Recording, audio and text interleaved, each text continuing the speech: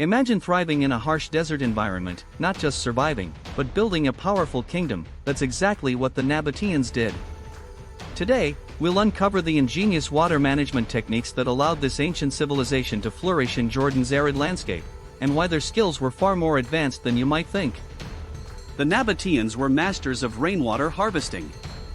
They constructed elaborate dams, canals, and cisterns to capture every drop of rainfall, often during flash floods.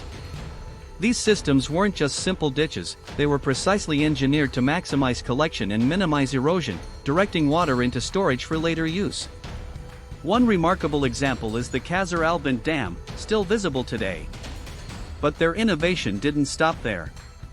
They developed a sophisticated system of underground channels, called qanat, to transport water over long distances, protecting it from evaporation. This was incredibly important, as desert heat can quickly deplete water resources. Interestingly, these qanat systems predate similar technologies used in Persia by centuries. Perhaps most surprisingly, the Nabataeans understood soil conservation. They used terracing and strategically planted vegetation to reduce runoff and increase water infiltration. This allowed them to cultivate crops and support a growing population. And here's a curious fact: some Nabataean cisterns were lined with waterproof plaster, a technique lost for centuries and only rediscovered recently.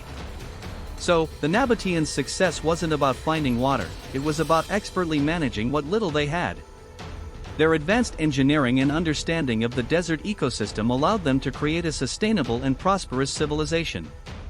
If you found this glimpse into Nabataean ingenuity fascinating, give this video a like, share it with your friends, and subscribe for more explorations of ancient history.